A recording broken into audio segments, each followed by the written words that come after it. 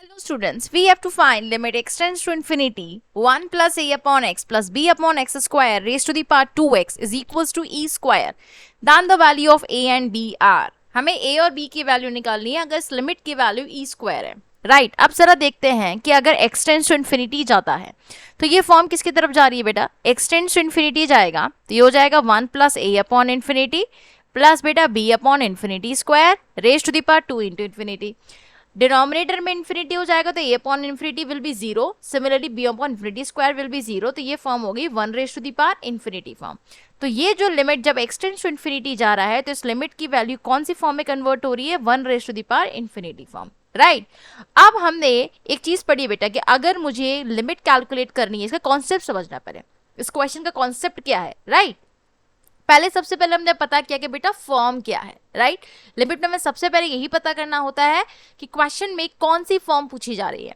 अब अगर कोई आपके पास क्वेश्चन है लिमिट x टेंड्स टू 0 ये आपका fx है and raise to the power gx. Right अगर x टेंड्स टू 0 होने पर fx raise to the power gx की form 1 raise to the power infinity form में जाती है. तो बेटा आपने लेक्चर्स में पढ़ा होगा जो इसकी लिमिट निकालने का जो स्टैंडर्ड मेथड है वो क्या है. e raise to the power limit x tends to 0 gx bracket में हो जाता है fx माइनस 1. ये हमने लेक्चर्स में पढ़ा है. राइट कि अगर कभी भी मुझे लिमिट एक्सप्रेशन की निकालनी है जो 1 raise to the power infinity form है तो उसके लिए स्टैंडर्ड फॉर्मूला हमने पढ़ा हुआ है. उसकी वैल्यू हो जाती है e raise to the power limit x tends to 0 gx fx minus 1. ये बड़ा टिप्स पे याद रखना है क्योंकि 1 raise to the power infinity form में हमको यही मेथड यूज करना है. Am I clear. अब इस क्वेश्चन की तरफ चलते हैं. क्वेश्चन में क्या था. Limit x tends to infinity 1 plus a upon x plus b upon x square raised to the power 2x. तो यहाँ पर ये 1 raised to the power infinity form था बच्चा. अगर मैं इस फॉर्म से कन्वर्ट करूँ तो this is your fx and power में क्या चल रहा है बच्चा gx. तो बस लगा दिया formula. That will be e raised to the power limit x tends to infinity gx will be 2x and what is fx बेटा 1 plus a upon x plus b upon x square minus 1. Just simple हमने यहाँ से value put किया है. That's all. 1 से 1 हो गया बेटा कैंसिल.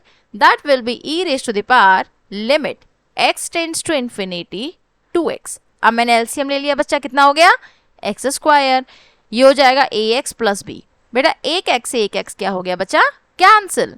तो we have e raise to limit x tends to infinity 2 in bracket we are having ax plus b upon x. Right अब हमें बहुत अच्छे से पता है बच्चा कि जब x टेंड्स टू इन्फिनिटी जाता है तो हमने क्या तरीका पढ़ा है कि या तो हम दोनों का एल हॉस्पिटल रूल अप्लाई कर सकते हैं.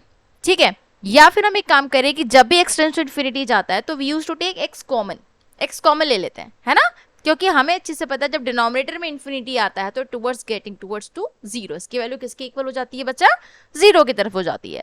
तो when limit x tends to infinity तो मैंने बेटा क्या किया x कॉमन ले लिया. बेटा x कॉमन लिया तो ब्रैकेट में क्या बचेगा a plus b upon x divided by x get cancel.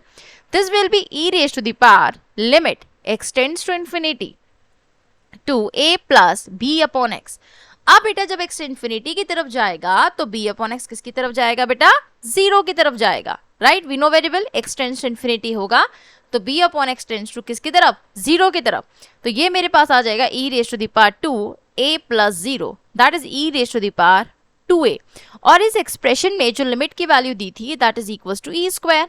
आपको यही दिया था. तो यहाँ से बेटा 2a को इक्वेट करेंगे 2 हो जाएगा तो a की वैल्यू 1 आ जाएगी क्योंकि इस लिमिट की वैल्यू b पे डिपेंड नहीं करती. इसमें b की वैल्यू आ ही नहीं है.